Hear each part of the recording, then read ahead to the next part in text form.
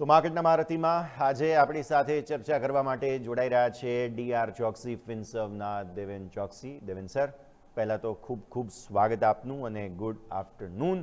Sir, સ્વાભાવિક છે કે સૌથી પહેલાં આપણે ચર્ચા કરીશું તે એ જ હશે કે આજે ગ્લોબલ સેન્ટિમેન્ટ્સ અચાનક જ બગડ્યા અને સતત 9 દિવસથી હુમલાઓ થતા હોય, દરરોજ હુમલાઓ થતા હોય અમેરિકા દ્વારા ઈરાન પર, અને ત્યારબાદ ક્રૂડના ભાવો વધે. તેમ છતાં પણ ભારતીય માર્કેટ્સે સર બહુ જ સરસ બેઝ ક્રિએટ કર્યો છે અને આપણે ગ્રેજ્યુઅલી સતત મજબૂતી સાથે આગળ વધવાનો પ્રયત્ન કરી રહ્યા છીએ.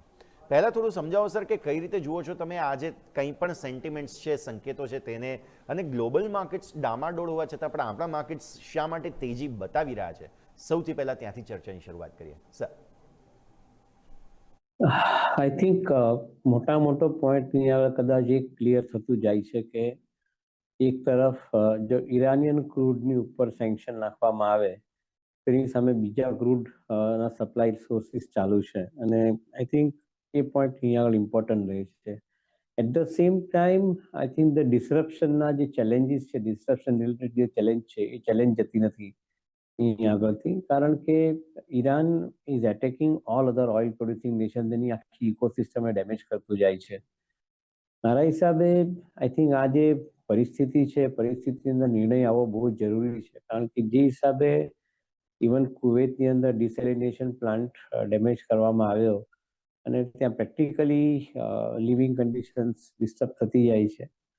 આઈ think this is not acceptable kind of an environment, અને કદાચ આનું પરિણામ બહુ જલ્દી આવશે એવું માનીને ચાલવું જોઈએ, કારણ કે જે રીતે ઈરાન બીજા દેશો પર એટેક કરી અને આઈ થિંક આખી ઇકોનોમી, ગ્લોબલ ઇકોનોમીને ડિસ્ટર્બ કરી રહ્યું છે, કદાચ બીજા દેશો આ વસ્તુને બહુ લાંબો સમય સુધી સહન નહીં કરી શકે, એ આપણે જાણવું જોઈએ. અને કદાચ એ જ વસ્તુ માર્કેટ પણ જાણે છે, અને that is the reason four which માર્કેટની અંદર મેજર બદલાવ નથી આવી રહ્યા. ઇનફેક્ટ નિફ્ટીનું જે લેવલ છે એ લગભગ 23,800 થી 24,500 વચ્ચેનું મુવમેન્ટ એ કદાચ અત્યારે પણ માર્કેટ કન્સોલિડેટ કરી ચૂક્યું છે. છેલ્લા લગભગ 24-25 ટ્રેડિંગ સેશનથી માર્કેટ આ રેન્જની અંદર ટ્રેડ કરી રહ્યું છે. સો ઓવરઓલ નથી એક્સાઇટમેન્ટ જ્યારે ક્લેરિટી આવે ત્યારે, કે નથી ડિસઅપોઇન્ટમેન્ટ જ્યારે આવી સિચ્યુએશન ચાલુ રહે ત્યારે. More or less market is staying range bound, અને આ રેન્જ બાઉન્ડ માર્કેટમાં ઇન્ડિવિજ્યુઅલ સ્ટોક બાઇંગ ઓપોર્ચ્યુનિટી માટે ચોક્કસ તૈયાર થતા જાય છે, તો માનીને ચાલવું જોઈએ. બરાબર છે સર, તમે સમજાવ્યું એ પ્રમાણે કે એક રેન્જને પકડીને આપણે આગળ વધવાનો પ્રયત્ન કરી રહ્યા છીએ, પણ સ્વાભાવિક છે કે હવે રિઝલ્ટ સિઝન સરસ રીતે આગળ વધી છે. એટલે મારે તમારા પાસેથી એ સમજવું છે કે અત્યાર સુધી જે તમે પહેલાં કહ્યું હતું સર કે Q1 Q2 બંને થોડા તકલીફવાળા રહી શકે છે, આ Q1ના જે પરિણામો આવ્યા છે સોફાર કેવા લાગી રહ્યા છે તમને? અને શું તમને એવું લાગે છે કે કોઈ પણ પ્રકારે એવી કોઈ સરપ્રાઇઝ કોઈ જગ્યાએ મળી હોય, આપણા આકલન પ્રમાણેના પરિણામનો આવ્યા હોય, તો એ થોડું સમજાવો સર પહેલાં. વેલ, આઈ થિંક જે કંપનીઓના વર્કિંગ્સ અત્યારની તારીખમાં આજે ડિક્લેર થયા છે એમાં અમુક જગ્યાએ ડેફિનેટલી પ્રોફિટ માર્જિન થોડાક સપ્રેસ થયા છે, એ ચોક્કસપણે જોઈ શકાય છે. Save and accept the situation કે જ્યાં આગળ કોમોડિટીની મુવમેન્ટ ફેવરેબલી મળી હોય, જે પ્રોડ્યુસર કંપનીઝ છે તે લોકોને, એને માટેનો સમય થોડોક બેટર ગયો છે. વેધર એ બેટર સમય આવનારા ક્વાર્ટરમાં ચાલુ રહેશે એ કહેવાનું અત્યારે મુશ્કેલ છે, because we are just in second quarter, started in second quarter. તો અત્યારે આઈ થિંક એક વસ્તુ ચોક્કસ કહી શકે કે યા volume led growth is much higher, profit higher છે, બીકોઝ આઈ થિંક ધ વોલ્યુમનો સપોર્ટ મળી રહ્યો છે. Profitability is a little bit of challenge in majority of the business. એ એક અત્યાર સુધીનું બ્રોડ ઓબ્ઝર્વેશન છે. Save and except in some pockets કે જ્યાં આગળ લોઅર વોલ્યુમ બટ હાયર પ્રાઇસીસનો એક એડવાન્ટેજ કમોડિટી સેગમેન્ટને મળ્યો હોય, એટલે આ સેગમેન્ટને બાદ કરો તો બાકીનાને આ પરિસ્થિતિ અત્યારે પસાર થઈ રહ્યા છે એવું લાગે છે. Let's see how the entire existence spell out, but overall consumption segment positive રહ્યો છે ને રહેશે એવું માનીને ચાલવું જોઈએ. ઓકે સર, પણ સાથે સાથે મને થોડું સેક્ટર સ્પેસિફિક પરિણામો ડિસ્કસ કરવા છે, આપણા બે સૌથી મોટા. પહેલાં આપણે આઈટી સેક્ટર પર ફોકસ કરીએ. સોફાર જે પરિણામો આવ્યા છે, બધાની પાસે કેશ તો સારી છે સર, અને નવું ઇન્વેસ્ટમેન્ટ કરવા માટેની કેપિટલ પણ હોય, એવું હાલની સ્થિતિને જોતા તો લાગે છે, ખાસ કરીને એઆઈ, જે આપણે રિસેન્ટલી ડેવલપમેન્ટ જોયું કે એઆઈમાં ખાસું ઇન્વેસ્ટમેન્ટ થવા લાગ્યું છે. તો આ થોડું સમજાવો સર, આઈટી સેક્ટરના પરિણામો સોફાર કઈ રીતે તમે ઇવોલ્વ કર્યા છે? કી ટેકઅવેઝ, આઈ થિંક અત્યાર સુધીમાં જે કંપનીના પરિણામો આવ્યા છે તેની અંદર જે આઈ થિંક એક ઇમ્પોર્ટન્ટ પોઈન્ટ મળ્યો છે કે એઆઈ લેડ પ્રોજેક્ટ્સનો ઇન્ફ્લો વધતો જાય છે. અને સેકન્ડ કન્ફર્મેશન એ મળતું જાય છે કે મોટે ભાગેની કંપનીઓ આઉટકમ બેઝ રેવન્યુ મોડલ તરફ શિફ્ટ થતી જાય છે. Now this is the process which will take 4 to 8 quarters in our viewpoint. કે જ્યાં આગળ from pure time and effort base to outcome base revenue under the AI led projects મળતું જાય. મોટે ભાગેના પ્રોજેક્ટો એ લોકોને એઆઈ લેડ મળતા જાય છે, which is a very good sign. અને વી બિલીવ કે because of that overall IT કંપનીઓ માટે નબળો ટાઈમ કદાચ આવી શકે ફોર ધોઝ કંપનીઝ કે જે લોકો નવા કોન્ટ્રાક્ટ વિન નથી કરી શકતા, પણ જેની પાસે કોન્ટ્રાક્ટ નવા વિન કરવાની ક્ષમતા છે એ લોકો માટે આઈ થિંક ટાઈમ એકંદરે પોઝિટિવ રહેવો જોઈએ એવું માનીને આપણે ચાલીએ છીએ. So overall not disappointed, but at the same time little bit more cautious કે ક્વાર્ટર બાય ક્વાર્ટર પ્રોગ્રેસ આપણે જોશું કે નહીં એના માટેના કોશિયસ આપણે એપ્રોચ ધરાવી રહ્યા છે. બાકી otherwise it is looking relatively more positive at this point of time. Okay, તો આ તો આઈટીની વાત થઈ. બીજું મોટું સેક્ટર એટલે કે banks.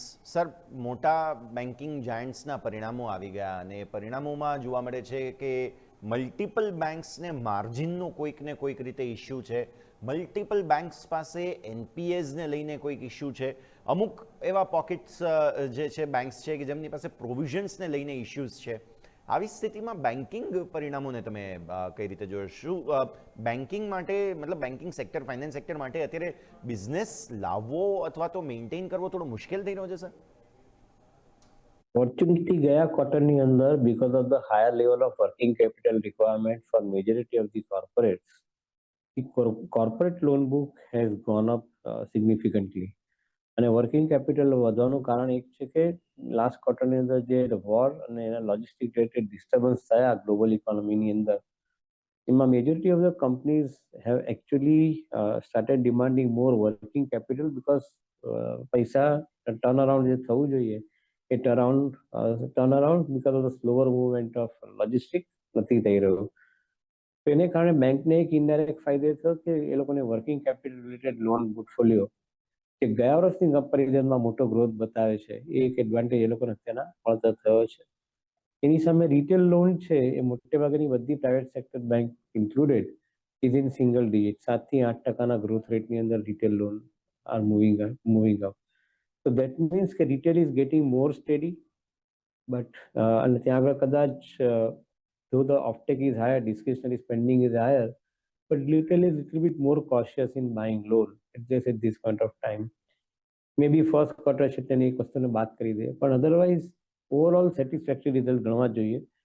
Majority of the private sector banks ના result comparatively better ગણવા જોઈએ આ ક્વાર્ટરની અંદર.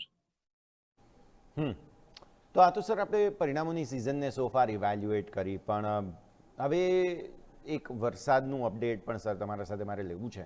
કારણ કે તમે થોડા સમય પહેલાં એક આપણે પ્રાર્થના જરૂર કરી હતી કે વરસાદ બરાબર જાય.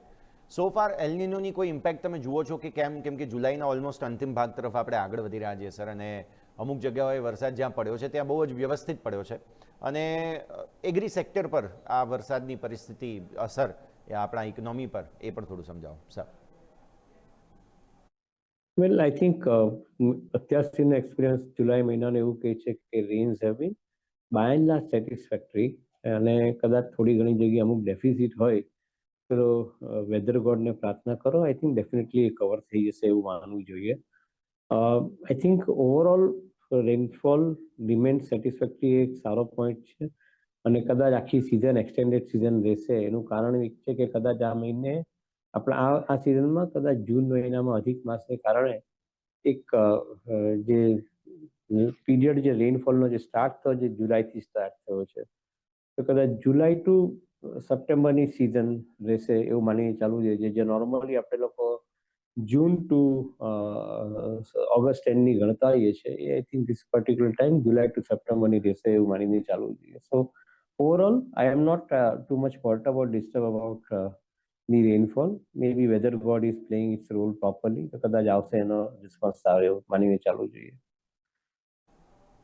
પણ સર હવે આવી સ્થિતિમાં જેમ તમે સમજાવ્યું આ થોડું કોમ્પ્લિકેટેડ સમય છે. પહેલા જવાબમાં જેમ તમે સમજાવી રહ્યા હતા કે ભાઈ સ્ટોક સ્પેસિફિક અત્યારે સિલેક્શન લઈને ચાલવું જરૂરી છે, તો થોડું સમજાવો સર ભાઈ આમાં રિટેલ રોકાણકારો ધ્યાન શું રાખે, કયા એવા પોઈન્ટ્સ છે કે જે તમે હવે જુલાઈથી ઓગસ્ટમાં જતા ફોકસમાં રાખશો સર? ઇન્ડિવિજ્યુઅલ સ્ટોક્સ માટે બાઇંગ એક્યુમ્યુલેશનનો ટાઈમ છે, તો એના પર વધારે ફોકસ કરવું જોઈએ. આઈ થિંક આ જે એક્યુમ્યુલેશન તમને ઓપોર્ચ્યુનિટી મળે છે માર્કેટમાં વોલેટાલિટીને કારણે, એના પર થવું જોઈએ. કારણ કે ઓવરઓલ ઇકોનોમીની અંદર spending on infrastructure continuous, spending on defence is continuing, spending on railway related modernisation is continuing. In fact આપણે વાત કરી રહ્યા છે કદાચ ઇન્ડિયા પોતે જ બુલેટ ટ્રેન બનાવે પોતાની રીતે જ શરૂઆતથી જ. એક હાઈ સ્પીડ રેલ સિસ્ટમ જે આપણે ત્યાં આગળ લેકિંગ છે તે બી પણ આપણે બનાવવાનું સ્ટાર્ટ કરીએ તો ઓવરઓલ મારા ખ્યાલથી પાવર એન્સિલરી મેન્યુફેક્ચરિંગ અને એન્જિનિયરિંગ કંપનીઓ માટે અથવા એન્જિનિયરિંગ R&D કંપનીઓ માટે એકંદર ટાઈમ સારો રહેવો જોઈએ એવું માનીને ચાલવું જોઈએ. Yes, I think some amount of cost adversities આવશે કારણ કે મેટલ કમોડિટીના પ્રાઇસ સિગ્નિફિકન્ટલી વાઇલ્ડ મુવમેન્ટ આપી રહ્યા છે.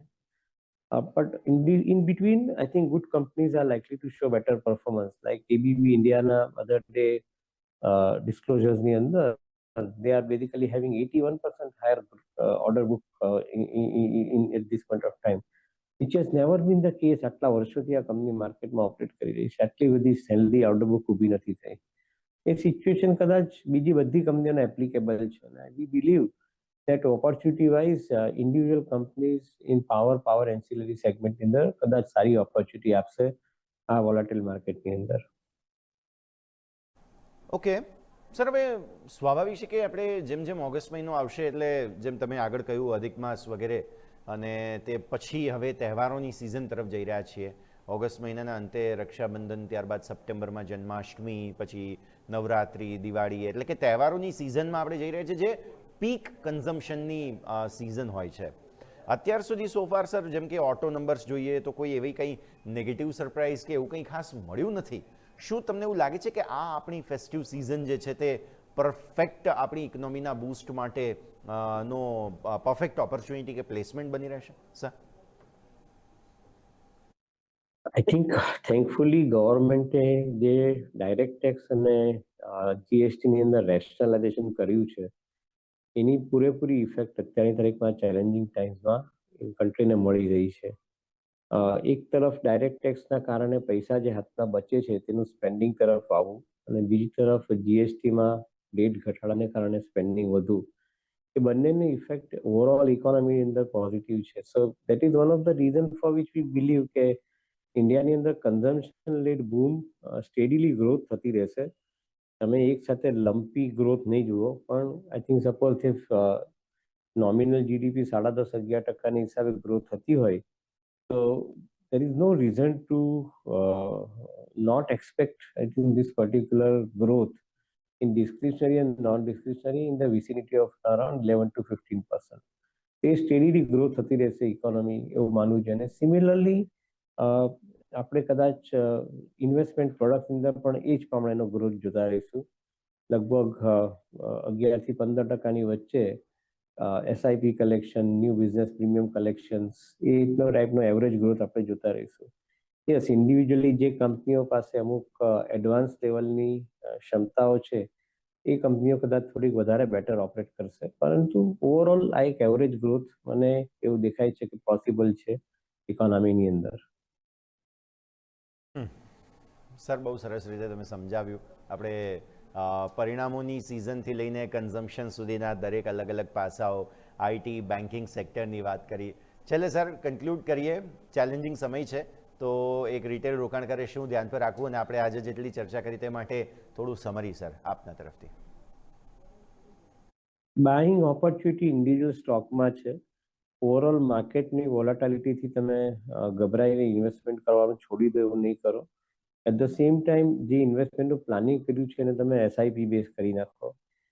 તમે ઇન્ડિવિજ્યુઅલ ઇન્વેસ્ટર હો અને તમારું પોતાનું ઇન્વેસ્ટમેન્ટ ડિસિઝન જાતે નહીં લઈ શકતા હો તો ડેફિનેટલી કન્સલ્ટન્ટ અથવા એડવાઇઝરને પૂટઅપ કરી અને મ્યુચ્યુઅલ ફંડ જેવા પ્રોડક્ટમાં ઇન્વેસ્ટ કરો. અધરવાઇઝ જે ઇન્વેસ્ટરો પાસે પોતાની એક સારી સમજણ છે અથવા એ લોકો પાસે એક એક્સેસ છે સારા એડવાઇઝર્સનો, તેને કોન્ટેક્ટ કરીને તમારો ઇન્વેસ્ટમેન્ટ એડવાઇઝરી બેઝ પર મેનેજ કરવાનું ચાલુ કરો.